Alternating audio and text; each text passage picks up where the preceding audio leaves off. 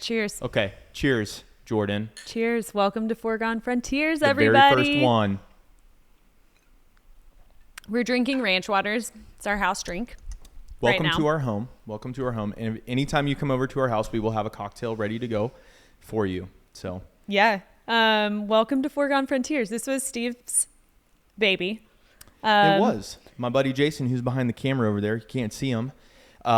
We were sitting down and chatting one day, and we had this idea to just have a cool space to tell people's stories around like taking these big risks in their lives. And we spent a ton of time trying to figure out what the best name was. And well, of course we love alliteration, but also just this idea of people blazing their own trail brought us to calling it Foregone Frontiers. And really what that means is, frontiers is like people just going kind of where nobody has gone before and trying these risky things and doing things that aren't super safe and not quote unquote normal. Something that I always say is like their parents probably hung their head a little bit when they told them what they were going to do with their lives, but then now they're doing really, really cool things. And then the foregone piece just meaning that it was inevitable. It wasn't this kind of like conscious decision of hey, I'm going to go take this big risk, but there was something that all these people that we're going to talk to, there was something in them that made them have to go do this thing that on the surface honestly doesn't make sense. The conversations that we're having are really cool because these people are doing things that are just like, man, like on a piece of paper, there's no reason anybody should do this, but there was something in them where they kind of had to redefine what success looked like for them to try this thing. Yeah. Kind of like you. Kind of like me. Kind of like you. We are in the fragrance business. Steve started Ranger Station in 2015. We were dating at the time, and I worked for the girl that did Steve's branding, and I was a wardrobe stylist at the time. So I styled all of the photo shoots. I made the website for Ranger Station. Meanwhile, Steve just randomly made a candle at his house that he poured into a cocktail glass, and he told his dad, let's tell that story. I always say that I've had the privilege of proving my dad wrong multiple times in my life. I grew up in Minneapolis, Minnesota, or the suburbs of Minneapolis, and when I always kind of grew up with this idea of success looking like working really, really hard in school so that I could go to a good college and get a good job and make a bunch of money and retire early, right? And there was something about that always didn't feel right because it always just felt like it was a means to an end. And I was just like, it felt like I enjoyed school and everything, but there was something about it that I always thought to myself, and then what? If I made a bunch of money and retired early, then what? Like, you know? Steve's always going. Yeah, I'm really bad at sitting How could still. you That's stop? That's a whole nother episode. But at the time I was falling in love with playing music, and this was way before I even got into fragrance. I fell in love with playing music, and I had this really cool experience when I was a senior in high school, still thinking like, hey, I'm gonna go at the time I thought I was gonna be a doctor or something like that, and I had this really cool experience where the guy I was studying drums with, Steve Gould, we were sitting down in lessons one day, and it wasn't like a crazy moving moment or anything like that, but almost off the cuff, he looked at me and said, hey, I don't know if you've ever thought about it, but if you wanted to, I think you've got what it takes to pursue a career in music. And in the matter of about 5 minutes, I had changed the whole course of my life, because after that, I would say that was a crazy moving moment. It was for me. I don't think it was like, yeah. It wasn't like he stopped and was like, no, listen, Steve, like you need to reevaluate your life. He kind of just said it really quick, and we moved on with the lesson. And pretty quickly, that piece of me that never felt right about just making good grades to go to a good school and all this stuff, everything kind of felt like it fell in place, where all of a sudden I was like, wait, music to me was always something that was worth it just for the sake of doing it. It was never a means to an end, but it definitely didn't make sense by any means. So there I was at the first time I ever freaked my dad out. Both of my parents have always been very, very supportive. Let me get that right. But I was like, Dad, I'm going to take all my life savings and I'm going to spend it on a new drum set, and I'm going to move to Nashville to play music. And he was like, you probably need a backup plan. I don't know if that's the most stable thing, and definitely was not. But I moved to Nashville, and I went to Belmont University, which is where Jordan and I met. We'll get to that. But once I graduated, I toured full time for about 4 years and absolutely loved it. Toured as a drummer, and those are some of my favorite memories. I absolutely loved doing it. And but there was this moment where Bob Seger is like my dad's all-time favorite artist still today. He's a legend. Absolute legend. Like a rock. And I was playing for this artist, and we were opening for Bob Seger. So it was this moment where my dad finally was like, "Oh, you turned this crazy idea of playing drums into an actual career." Well, your dad got to go to the show, and he got to go backstage and see Bob's someone stamping out his cigarette on the way up to the stage. Yeah, like the coolest thing ever. Yeah, I'm pretty sure my dad turned to me at one point and was like, "Bob Seger just gave me a thumbs up." Which he for sure did. Yeah, no. To be determined. But, fact check that later. And I was there at a different show, but it was so freaking cool. It was so cool. And it was this hilarious moment because my dad was like, "You did it. You turned this into a career." And I was like, "Yeah, Dad, but I think I'm going to quit playing drums now and I'm going to go make candles." And he kind of did that exact same thing where he was like, "You're going to do what?" And what was kind of happening in my life at that time was I'd had the best time touring, but I knew some people are cut out for that life, but I knew long-term I didn't want to live my life on the road. I just started dating Jordan, and I knew I wanted to have a family and all this stuff, so I knew that I didn't want to live.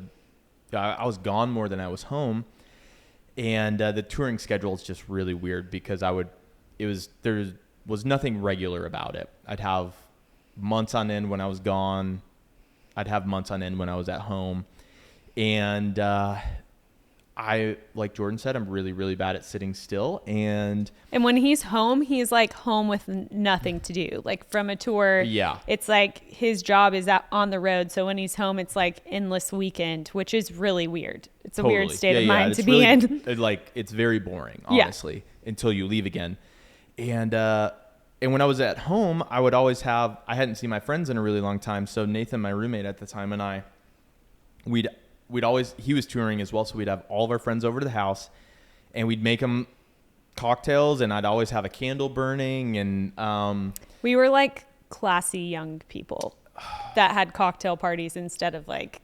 Yeah, we were the classiest young people. We were the classiest 23-year-olds I knew for sure. Yeah. And yeah, so it was this really cool time, and I was on a musician's budget developing this really expensive candle habit and running out of money. So one day I decided that I was going to just learn how to make candles for no other reason than because I had time to do it and I needed something to do when I was at home. So started doing that, and then you had the idea to actually like. Sustainability was really big at that time. Like it was this buzzword, and but Steve had already been pouring the candles into cocktail glasses at his house. He was like, wait, what if this is the business? Like this makes a lot of sense. It could be poured into a cocktail glass. You've got a drinking glass at the end. I vividly remember this conversation, and I was like, yeah, that's it. That's it. We're doing Jordan. I almost lost Jordan for a second there because there was we went on our first date. And Jordan still didn't know that I made candles. And then she came over to my house for a group thing. And somebody asked me about the candles. And they were like, how's making the candles go? Shout out to Courtney. She was like, I love that candle. How's the candle stuff going? And I was like, what are you talking about? You made a candle? That is the weirdest thing I've ever heard. For a second there, Jordan was not going to go on a second date with me for sure. But then I was like, don't worry. I was determined to keep her. So I was like, don't worry. They're really cool candles. And I put them all in whiskey glasses. So when you're done with the candle, you got a glass to use. And then you were like, oh, that's really cool. Yeah, I did think it was a really cool idea. And Steve is more of in our relationship, Steve is very thoughtful, very thorough, a more fear-based personality. He likes to have 6 on the Enneagram. Shout out to my 6s. He likes to have a safety net. I am like, people in meetings are like, Jordan, please slow down. I am 100 miles an hour. Like there's no plan. But you should think this through. Yeah, like if there's a good idea, I'm chasing after it. So I was there. And so, I mean, a few years into Ranger Station, it truly was started as something that it was what you were going to do right then. And then it really did just naturally attract awesome people and awesome buyers and customers and all this stuff. And I was so amazed from my work experience. Like, I was working for a cool company too. We were working really hard. It was a bigger company than Steve's. But we were just spinning all the time doing these cool things. But Steve just like was naturally attracting the right people. And I was like, what is going on here? Like, you've really done something amazing.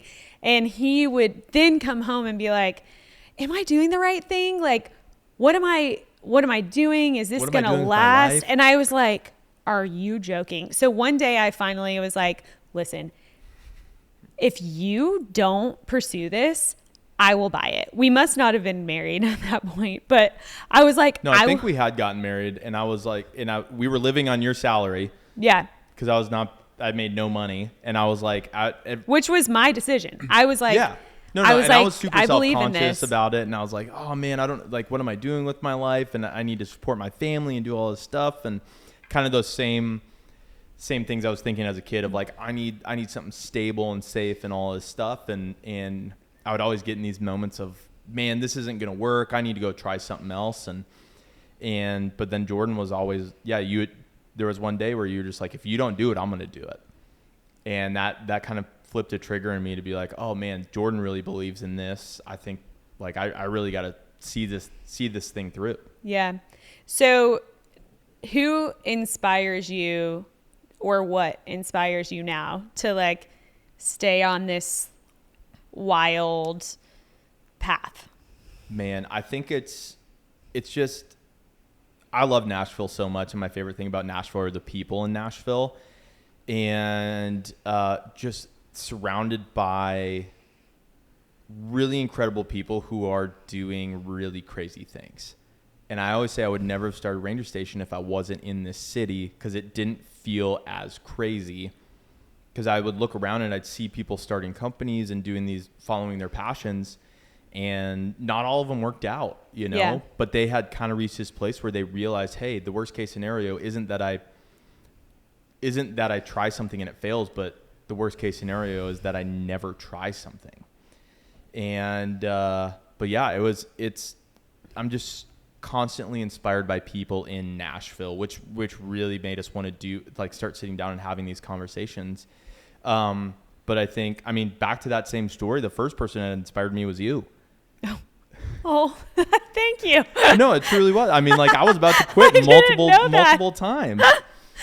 And, but no, you so many times were just like, no, you have to do this thing. You have to make it happen. And, I've been trying to get you on the Ranger Station team ever since, and it finally happened in 2020.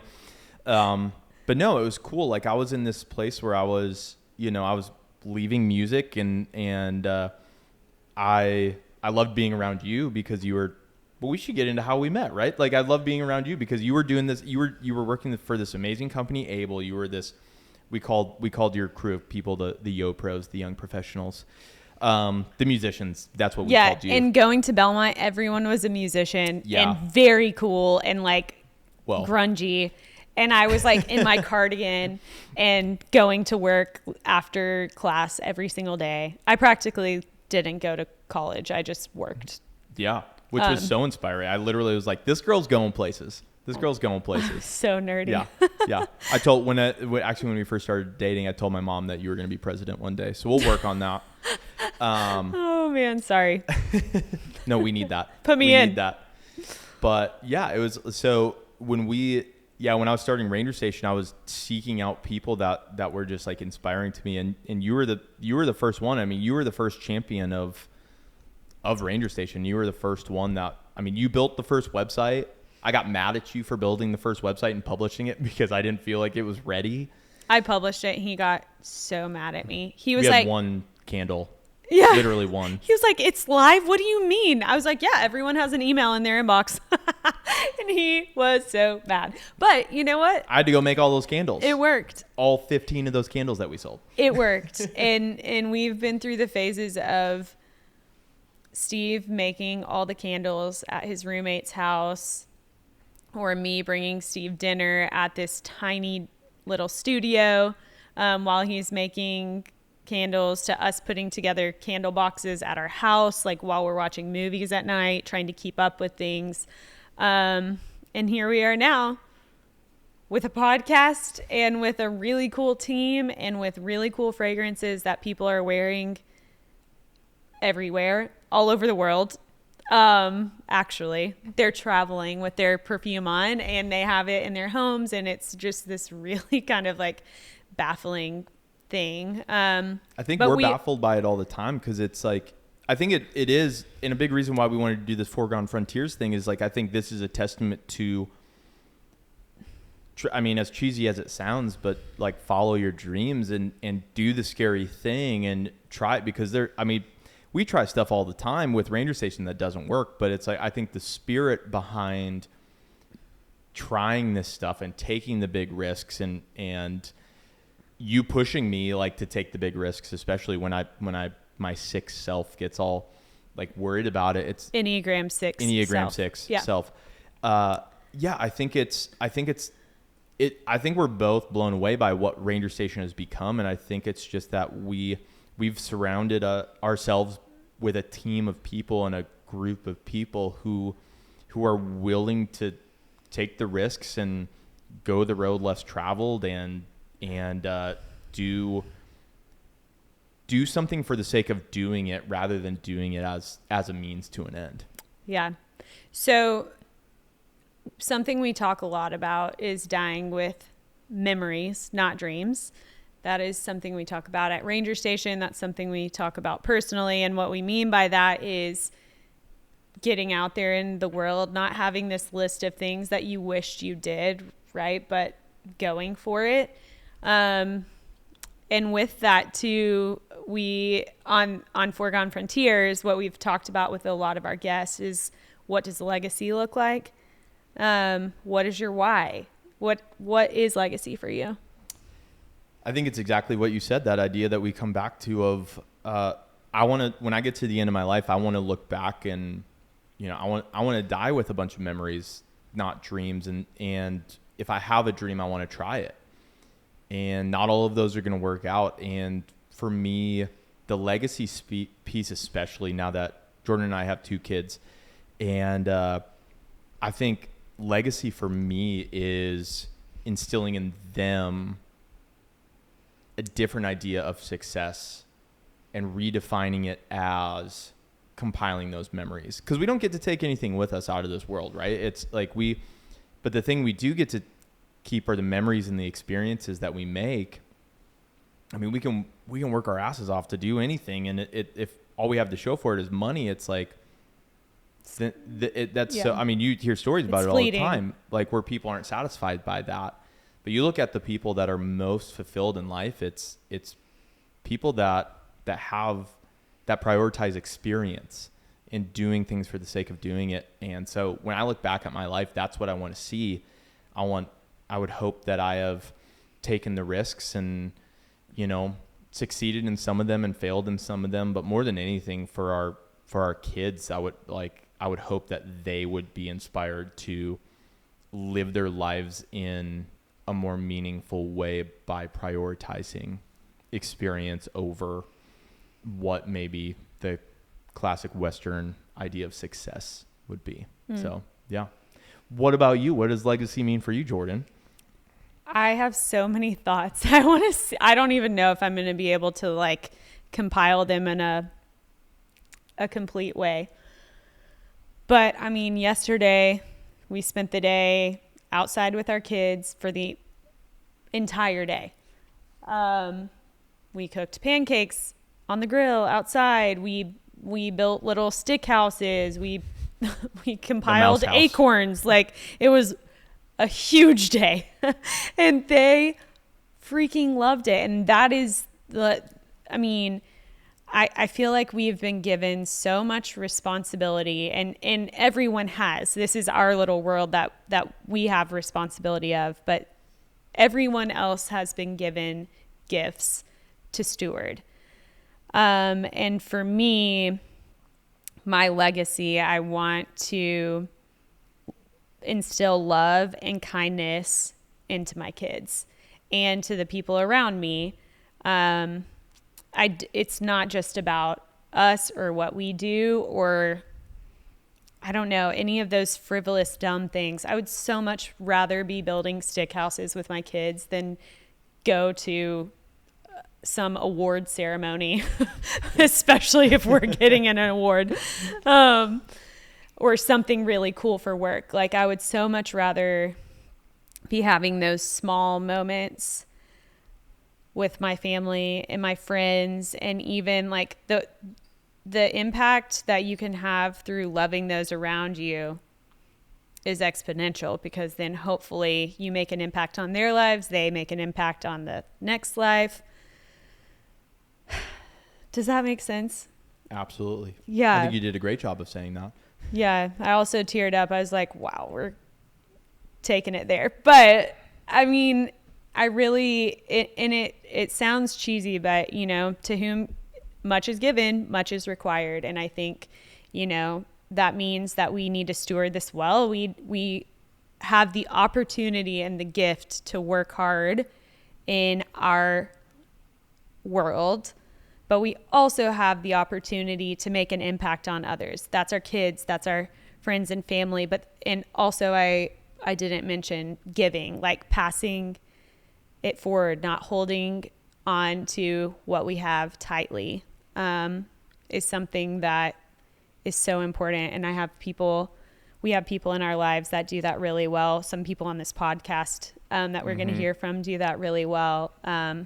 And I think that's one of the most important things we can do, because all of us are so, if you're listening to this, like, you have a lot, and there's so much impact that you can make with what you have.